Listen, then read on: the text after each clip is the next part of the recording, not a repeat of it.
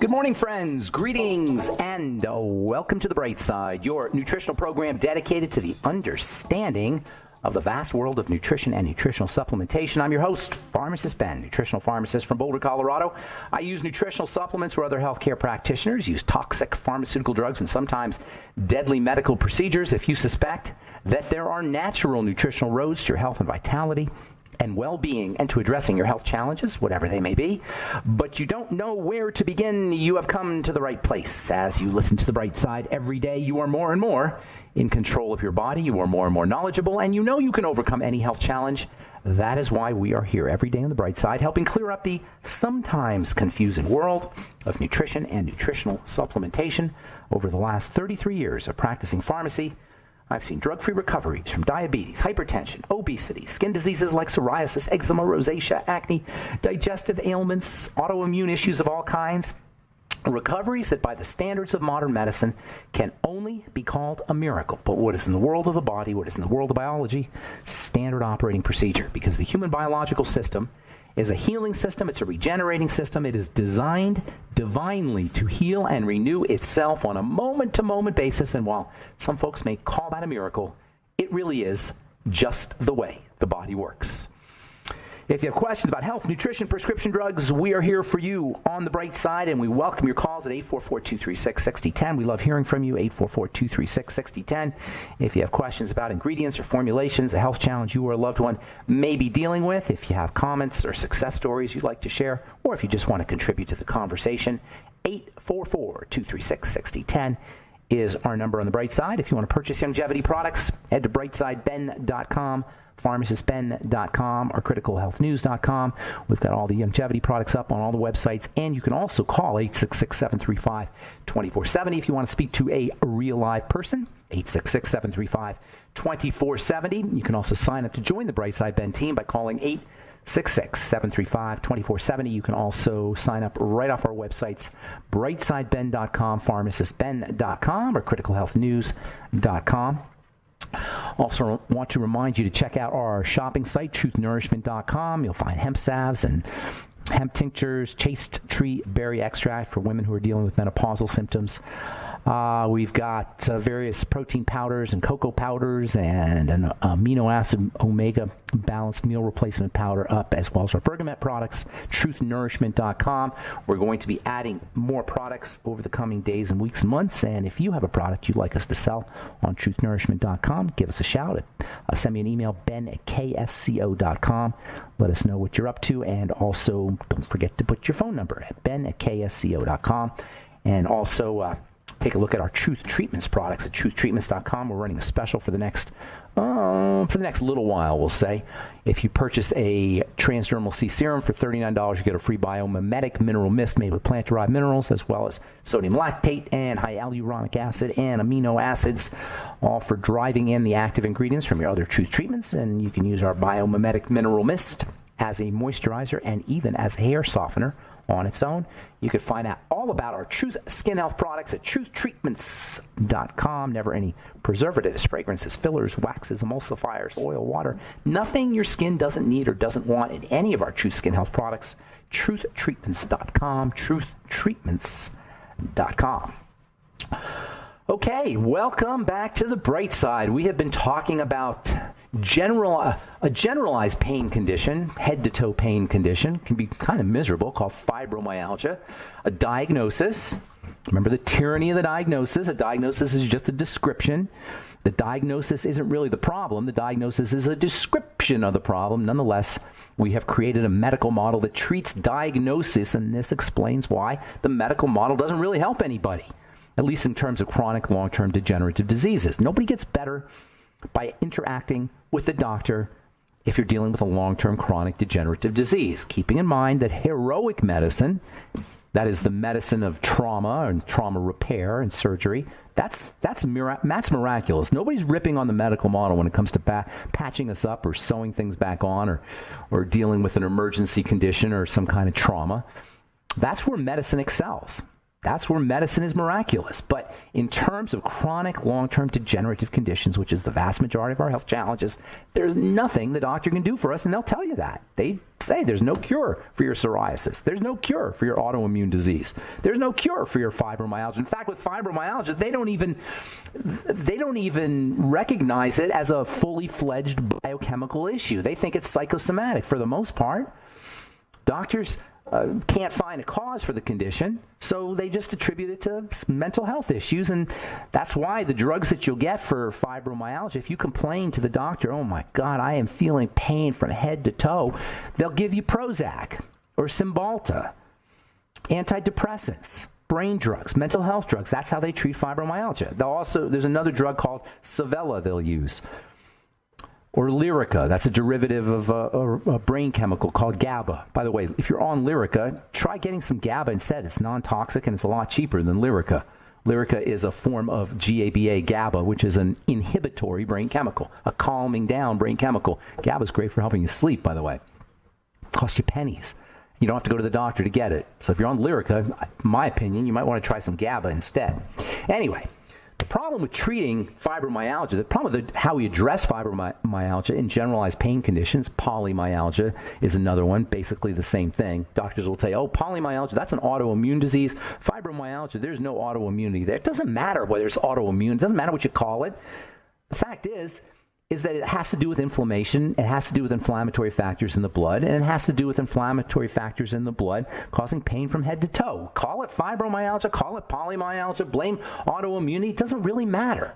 The fact that the condition is head to toe should alert medical professionals they're dealing with a blood problem, a blood condition. All disease is cell disease, and all cell disease is preceded by dirty blood, and simple biochemical common sense will tell you that if you're dealing with fibromyalgia or polymyalgia or any chronic pain condition that affects your body from head to toe, you got a blood problem. Head to toe means a blood problem, period.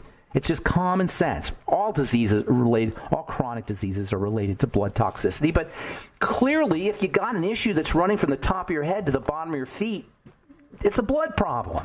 It's the most obvious thing to anybody who understands even a whit, a tiny dot of biochemistry. And the fact that fibromyalgia affects 7 or 8 times more women than men is another clue. That tells you you're dealing with an estrogen problem. Men make estrogen too, by the way. So you got a blood problem, you got an estrogen problem. Estrogen's an inflammatory chemical, inflammatory hormone, inflammatory molecule. Estrogen has to be cleared out of the body quickly. These are all biochemical common sense points. You don't have to be a genius. You don't have to be a medical savant. You don't have to go to school for 8 years and get a degree to understand this stuff. You got a blood problem. You got an estrogen problem. If you got an estrogen problem, you probably got a problem with digestion because estrogen is cleared out through the digestive system. We're swimming in an ocean of estrogen through plastics and drugs and all kinds of stuff in the water. So obviously, we're going to have a female estrogen health issue and a blood health issue based on how we live our lives. It's a life issue. It's not a medical issue. According to Dr. Daniel Claw, CLAUW, medical advisor to the American Fibromyalgia Syndrome Association, fibromyalgia, unlike hypertension, is not what he calls a credible disease. That's his quote, credible disease. He says fibromyalgia is not a credible disease because they can't find any causes. This is the standard perspective of purveyors of the medical model, of drug purveyors and medicine purveyors and doctors and the government health associations. This is why the National Institute of Health spends $500 million a year on hypertension and $10 million a year on looking into the causes and looking for treatments for fibromyalgia. They don't consider it a real illness. But talk to somebody who's got a fibromyalgia problem. They'll say, I don't care if you can't find anything. I don't care what you say. I'm in pain. Head to toe pain. I feel crappy. It's not just pain, by the way.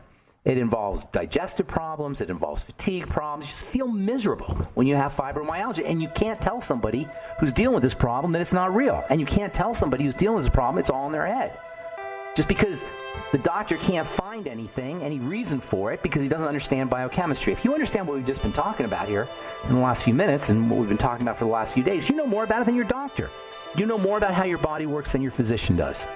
All right, I'm Pharmacist Ben. We'll take a quick break and come back with more good health information. 844-236-6010 is our number. We'll be back after this.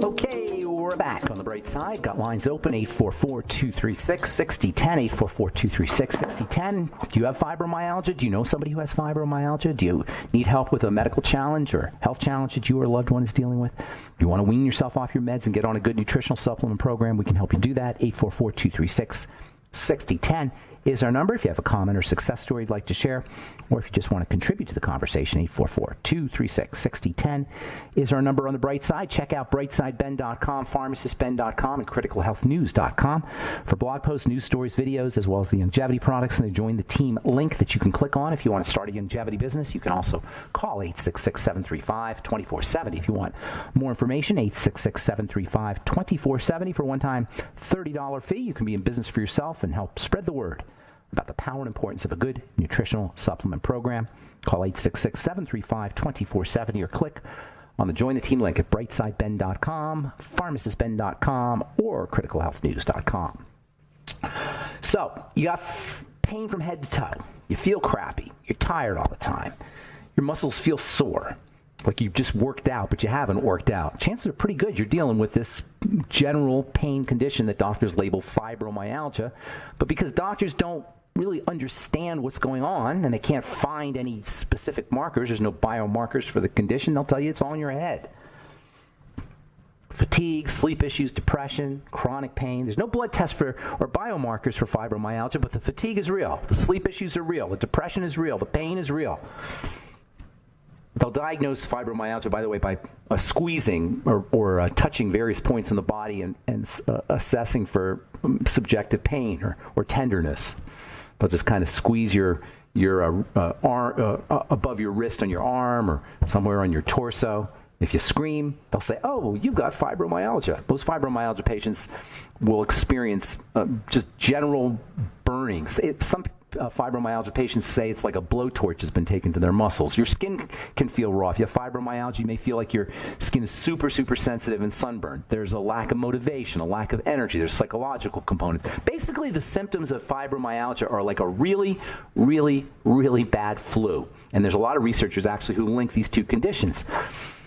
And interestingly, the flu vaccine can trigger chronic pain symptoms in patients who have fibromyalgia, which makes perfect sense considering that when you get a vaccine, you're triggering the immune response. You're activating the immune response. You're activating inflammation. So obviously, if you already got inflammation and now you stick a vaccine in your bloodstream, triggering the immune system, it can make matters worse. So the take-home message here is fibromyalgia is just a general condition of inflammatory biochemistry. The fibromyalgia patient's symptoms are a classic sign of an inflammatory system that is just going crazy. And doctors may not recognize the cause. They may think it's psychosomatic, but all you got to do is apply a little common biochemical sense, not common sense, common biochemical sense, and you'll understand that the cause is probably some toxicity that's in the body, compounded more than likely by malnutrition.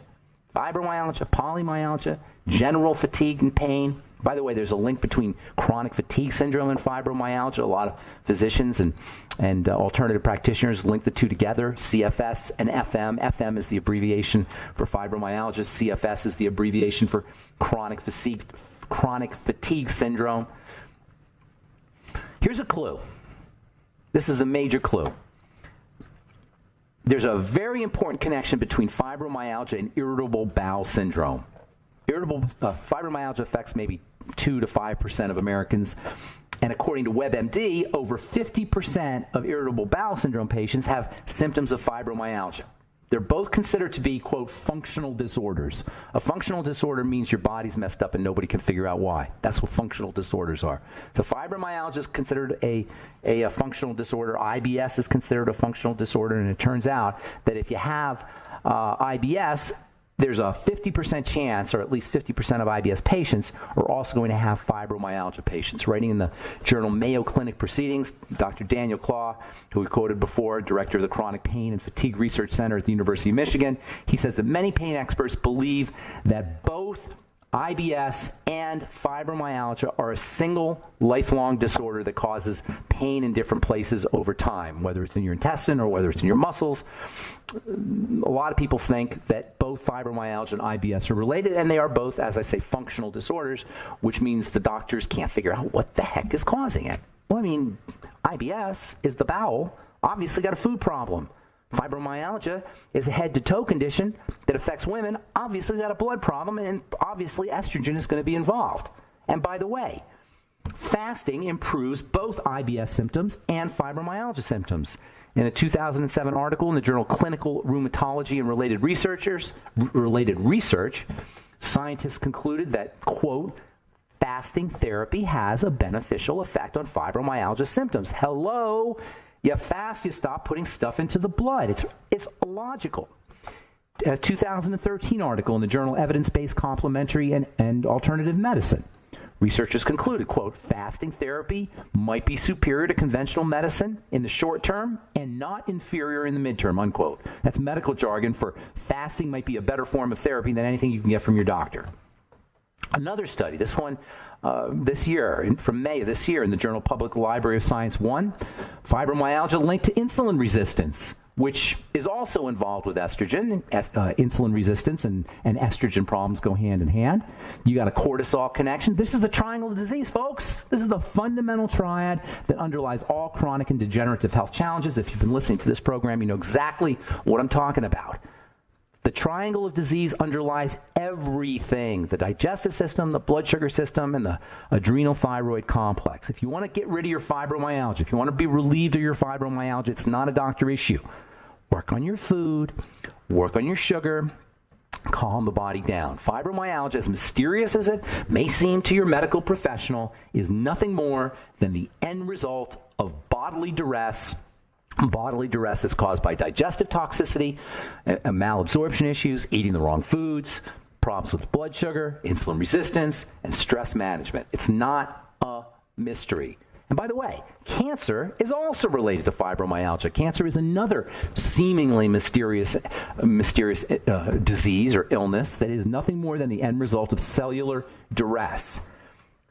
Cancer is no longer a mystery.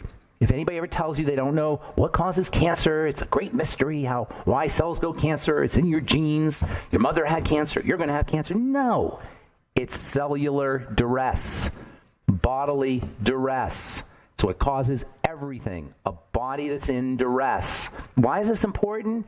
Because the duresses that we subject the body to are choices. They're lifestyle issues. They're not genetic, and they're not something that you're forced to have because your mother had it. They're not out of your control. They're not things that you have to just go to the doctor and get palliative or symptomatic medicine for. We can control these things. According to WebMD, fibromyalgia patients and other people with unexplained body pain can be at increased risk for cancer. Another article in the International Journal of Clinical Oncology, April 2013, noted that, quote, the frequency of fibromyalgia in the breast cancer patient in this study, one particular study they were doing, was higher than reported in normal populations in the literature. What I'm saying here, and what all the evidence is pointing to, is fibromyalgia is basically a generalized condition of bodily duress, generalized condition of stress on the body. It's not a disease, it's not a diagnosis, and the reason doctors can't do anything about it is because they're trying to treat a word. They're trying to treat fibromyalgia. They're trying to treat a diagnosis, not the biochemistry of the body. All right, I'm Pharmacist Ben, 842.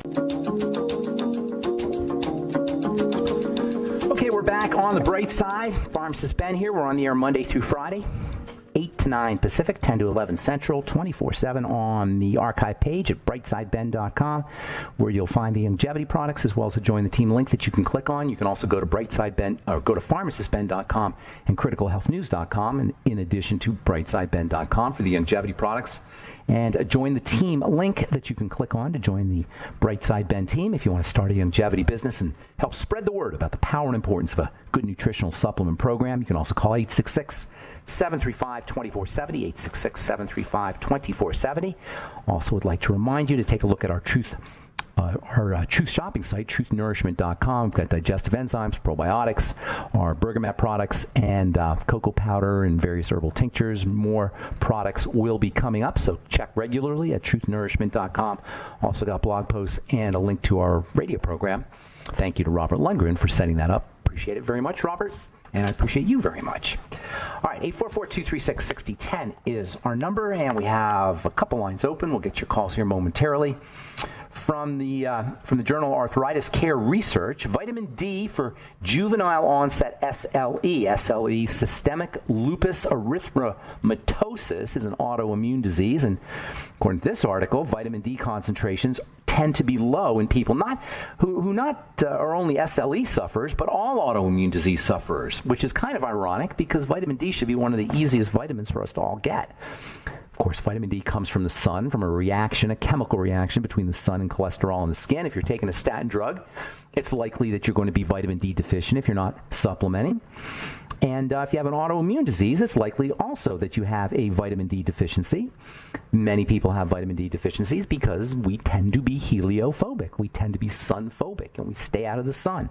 Supplements are okay, and there are food sources of vitamin D, mostly organ meats and liver, but the best way to get your vitamin D by far and away is from the sun. There's an autoimmune or a multiple sclerosis, an MS belt in the northern part of the United States where the sun does not shine as much as in the southern part of the United States. And there's a lot of literature that associates vitamin D deficiency with all kinds of immune problems, including, by the way, fibromyalgia, which involves inflammation in the immune system, as we've been talking about. Get yourself in the sun. Don't burn, but get out in the sun as much as you can without burning. 10 minutes a day, 15 minutes a day, and guess what? The best sun for vitamin D is the sun they tell you to stay away from, which is the noontime sun. Sun between 10 a.m. and 2 p.m. is the best sun. Between 10 a.m. and 2 p.m. in the summertime is the best sun for helping your body make vitamin D. Love the sun. The sun is our friend. Everything we do in terms of eating, in terms of getting energy into our bodies, originates from the sun. All right, from the Journal of Research and Medical Science, magnesium for insomnia. Insomnia is one of the classic signs of magnesium deficiency. Dietary intake of magnesium is frequently less than the RDA in folks who have insomnia. In fact, in most folks. And using magnesium before you go to bed, maybe an hour before you go to bed, get on your Osteomag or take magnesium glycinate can be a great strategy for helping you fall asleep. Compared with baseline, according to this study, magnesium supplementation improved the mean insomnia severity index by 14.4%. All right, we'll do one more and we'll get your calls, 844-236-6010. High prevalence of NAFLD, non-alcoholic fatty liver disease, in patients with hidradenitis suppurativa. That is a mouthful. And we've been talking for the last week or so about how fibromyalgia is just a diagnosis that describes the condition of the body, as all diagnoses do. Diagnoses are descriptions. Hidradenitis suppurativa is the same thing. If you were diagnosed with hidradenitis suppurativa, you'd be like, what the heck is that? What does it even mean? That's a bunch of gibberish, right? Well, hidradenitis suppurativa is like reverse acne. It's when instead of having acne pimples, you've got acne that's going downward. And it is an absolutely miserable condition. It's a condition, hidradenitis suppurativa is a condition where you have these lumps that form in your glands, in your sweat glands. And it is just awful. The lumps are painful. You don't know what to do. Nobody knows what to do unless they listen to this program and they understand a little bit of biochemistry. Hidradenitis means sweat glands, basically. Hydros is sweat. Denitis is the gland. So hidradenitis is sweat gland. And suppurativa is pus. Hidradenitis suppurativa is pus that comes out of your sweat glands or pus in the sweat glands. It's a chronic skin condition. It is absolutely miserable. It's cosmetically unappealing. It feels awful. And guess what? It's like any other skin condition. It's a digestive issue, and I've been saying that for years. Hidradenitis suppurativa is one of the most difficult dermatological conditions for a doctor to have to deal with, or a patient to have to deal with, because it's not a skin problem. It starts off inside the body. Now, according to this study in the Journal of the European Academy of Dermatology and Venereology, hidradenitis suppurativa, a high proportion of patients with HS, we'll call it, hidradenitis suppurativa, pussy sweat glands, pussy inflamed sweat glands, high proportion of patients with HS also have non-alcoholic fatty liver disease. And they call it, by the way, non-alcoholic fatty liver disease to distinguish it from the kind of fatty liver disease that you have to be drinking Jack Daniels out of a bottle in a paper bag to get. They used to have fatty liver disease. They used to just have to call it fatty liver disease, and it used to be linked to alcoholics or people who drank a lot of booze. Now, non-alcoholic fatty liver disease is affecting some 30 to 40% of Americans. Non-alcoholic fatty liver disease is a sign, number 1, of digestive problems, number 2, blood sugar problems, and number 3, you could probably throw in cortisol. Where have you heard that before? The triangle of disease. I'm telling you, folks, if you're dealing with HS, if you are dealing with fibromyalgia, if you're dealing with any long-term chronic condition and you're not getting satisfactory results by going to the doctor, that's pretty much most people, backtrack to the triangle of disease. Not only is that the real cause of biochemical breakdown in the body that shows up as diagnosis, that shows up as dis-ease, but you can do it yourself. That's the beauty of the triangle of disease, is we can handle it ourselves. You work on your foods, you do a food diary, you eliminate problem foods, you stabilize your blood sugar, you stay away from foods that spike your blood sugar, and you relax the body through all kinds of mechanisms. There's physical ways to relax the body. Fasting relaxes the body. Slow, deep breathing relaxes the body. And, of course, mental health and emotional health strategies can have a relaxing effect on the body, too. Yesterday we talked about polyvagal theory, about working with the vagus nerve, using stress response, reducing the stress response, or at least focusing on the stress response. Slow, deep breathing is SDR breathing. Slow, deep rhythmic breathing is probably the best way to do it. Meditation is a great way to do it. We talked about chanting, Gregorian chants, gargling. You can even take your tongue and touch it to the top of the roof of your mouth, right where your soft palate meets your hard palate. There's a complex of nerves that will activate the vagus system just by touching your tongue to that area. In fact, that's a meditative technique. People who have been meditating for a long time or who practice Eastern meditation techniques know that touching the tongue to that little area where the hard palate meets the soft palate is a strategy for activating the vagus nerve and getting you into a meditative state. All right, I'm Pharmacist Ben, 844-236-6010. The message here, the take-home message here is health can be simple. We can take care of our own health business without having to interact with the medical model. I'm Pharmacist Ben. We'll be back right after this.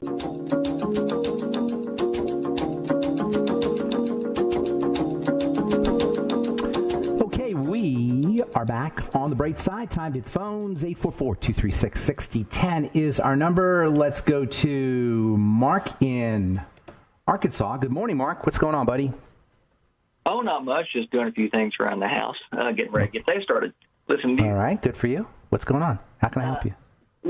Well, the deal is, the other day I had a kind of an asthma attack, and I don't know what it was. I do know that the night before I went out and I had a few beers and had some wine. I mixed the grape and the grain, which is not good, and I had real spicy food. So what kind of food? What kind of food? Spicy food. Spicy foods, okay. Chicken with, spicy food, I'm sorry. Anyhow, the next morning I was getting ready to do a few things, and I moved around a little bit. I had my coffee, and I did not drink my apple cider vinegar that morning. And I had a real bad asthma. I had a real bad asthma attack. It felt like it came from my stomach all the way up. And so on occasion that happens. I can't breathe. For about 45 seconds there or whatever, I could not get my breath. I was choking again. Oh, my gosh. That must be scary. So, anyway, yeah, that must be scary. Scary. That sounds like a reaction to something. I'm not sure what it could be. Do you have a history of asthma? Or has it happened before? No history of asthma. It's happened before. Like say, if I have spicy food or drank a few too many cervezas the night before. But that happens. I have had it in smaller amounts, but lately it had been coming on. I've changed my work lifestyle up. I left dental technology and I started my own painting business. I don't know if that has anything to do with it. Might have something to do with it. Are you breathing in pain? Are you wearing Are you wearing a mask or protecting your lungs from pain? I wear respirators and stuff like that. I try to do all of that. But the thing is, at one time I had tachycardia, and I had an ablation for it way back when I didn't necessarily know a lot. So on occasion, my heart feels like it wants to go into a tachycardia, and I get that real nauseous feeling. Yeah, that sounds like there's something metabolic going on in there. How old are you, Mark? I'm 53. Okay, so I'm going to give you a couple ideas. First, I'm going to tell you some supplements that you probably want to be on. You may already be on them. Are you using magnesium? No. Get yourself on magnesium. I'd be doing it right away. That's number one. Vitamin C is very helpful for lung issues. Vitamin E is very helpful for lung issues. There's a supplement called N-acetylcysteine. You probably heard me talk about that. And it's associated with selenium. You should probably be on NaC and selenium, both. You can use the Ultimate Selenium. If you're not doing the Healthy Start Pack, I would be doing that. And then also, I'd be looking for food issues. The fact that you had tachycardia is, in a way, tachycardia is like asthma of the heart. It's the heart freaking out the way the lungs freak out when you have asthma. Asthma is a freak-out condition. It's a sign that something's gotten into the bloodstream that's putting the lungs in an emergency state. Tachycardia is the same thing, but it just affects the heart. So it sounds to me like something is getting into your system periodically or regularly that is causing some distress. Is probably being compounded by certain nutritional deficiencies. You got to do the same thing we all have to do, my friend. Number one, most importantly, if I were you, I'd be doing a food diary and linking symptomology to specific foods. Now, you said yesterday you had foods that you ordinarily don't have. I don't think it's the spicy foods as much as specific foods, and I don't think it would be the beer either. Now, wine does have tannins in it that can activate an allergic response, but typically that's not going to happen in 24 hours later. Typically that'll happen within an hour or so. So I don't think it has to do with that. I would say that there's something that you're putting into your system in terms of food that's triggering the problem, and I wouldn't be surprised if it was something that's long-term. Now, if you've had a history of tachycardia for the listeners, when your heart races real fast, when the heart races real fast, that can cause anxiety and cortisol issues, stress hormone issues. It could be circular in the sense that anxiety and cortisol issues can also trigger the fast heart rate, which in turn can cause more anxiety and distress, which can cause more heart problems. The ablation basically just burns off part of your heart, so that's not really a cure for the problem, although it may take care of the symptoms. The underlying problem is still there, and it may be degenerating. It may be getting worse as you get older, and that might be what you're experiencing. Long story short, look for foods that are causing problems. If you have bowel problems, gas, bloating, discomfort, that's great because those are more direct indicators of specific food problems. If you don't, it's going to be a little bit harder, but nonetheless, doing a fast and then a food diary can go a long way towards providing you with links to your symptomology. Now, in addition to specific lung nutrients and general nutrients, like the Healthy Start Pack, you might also want to start using some digestive support. Probiotics, there's a very important relationship between the microbiome and the lungs, and it turns out that just like you have bacteria that live in the intestine, you also have bacteria, good bacteria, that live in the lungs. So you might want to make sure that you're taking care of your microbiome by using probiotics. The Nightly Essence from Longevity is a great one, and also providing the intestine with the environment for those bacteria to proliferate. Lots of supplements can help you do that. There's something called inulin, I-N-U-L-I-N, that you can get as a supplement. That's a prebiotic in the sense that it helps bacteria. Proliferate in the intestine. You might want to work with that. Glutamine powder can also be helpful. Glutamine plays a role not just in the health of the intestine, but also glutamine by its role as a building block for glutathione can also have lung benefits too. So you've got lots of stuff you could do, but it all starts off with what you're putting inside your bloodstream, and assuming that you're not sticking things in through your skin intravenously, that takes us back to the food issue. Okay, my friend. Thanks for your call, Mark. Appreciate it. God bless you, and good luck with everything. Let's move to Robert in Ohio. Let's see what Robert has to say. What's going on, buddy? Hi, Ben. Hey, Ben, recently I just bought a juicer, or I got into juicing, and I just wonder what your thoughts of juicing are, vegetables. Oh, it's the best. Now, juice, did you say you got a juicer? Yeah, I got a masticator juicer, Do you get the fiber, or does it excrete the fiber out the other end? It gets the pulp you're getting some pulp there. But, okay, that's what you want, the pulp and you want the fiber. Most juicers, ordinary juicers anyway, you get the juice, but the fiber doesn't come out in the juice, and you lose a lot of the benefits of the vegetables without the fiber and the pulp. That's why I like a Vitamix. The Vitamix, you get everything. But if you have, I'm not familiar with that particular brand, but if it's getting you the pulp, then it's awesome. Now keep in mind, and this is really important, you can react to vegetables. So a lot of folks are under the impression, well, I'm just eating vegetables or I'm just juicing. Why is my skin not getting better? Or why are my joints not getting better? Or why are my symptoms, whatever they may be, not improving? And that's because people can react to tomatoes. People can react to asparagus. People can react to kale. People can react to cauliflower and broccoli. You can react to vegetables. You can even react to cucumbers. So you gotta pay attention to your symptoms. It's not like juice is just a total panacea. Nonetheless, there's so many wonderful nutrients in veggies and in juices which concentrate those veggies that it's tragic to not take advantage of juicing, in my opinion, to not take advantage of juicing, especially if you're dealing with a health challenge. I'm a big fan of juicing. And now this is a Vitamix, not in a juicer, but in a Vitamix, when you spin the liquid in the vortex of the blender, you actually generate electrical charges, and you can literally drink electrical energy when you're drinking a juice that's in a Vitamix, not necessarily in a juicer, but in a Vitamix. Now, that particular brand, I don't know what it is, so I can't speak to it, but juicing in general is great.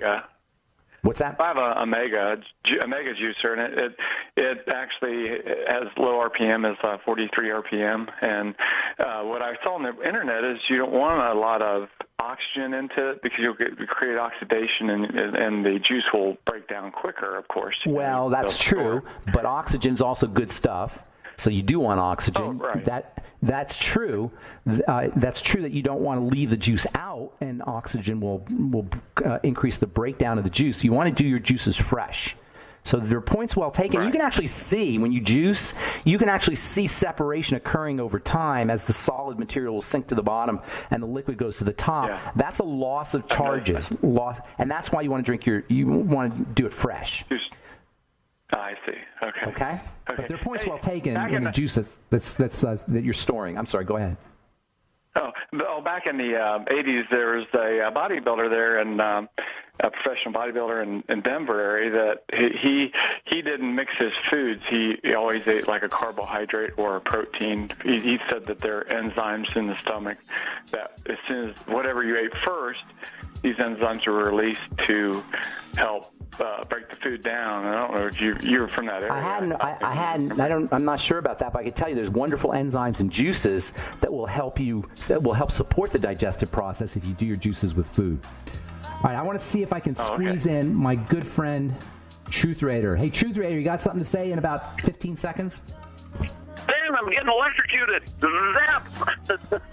I'm sorry, buddy. I just wanted to get you up to say hello to you. I haven't talked to you for a while, but we're just out of time, man. All right. Nothing. All right, have a good day, Truth Raider. Yeah, I'm sorry I didn't get to talk to you. But call again tomorrow. We'll get you first up. Thank you, Carl. All right, that's all for now. Thanks for listening to The Bright Side. Have a wonderful, beautiful, awesome, spectacular day. I'm Pharmacist Ben. We'll talk to y'all later. Bye for now.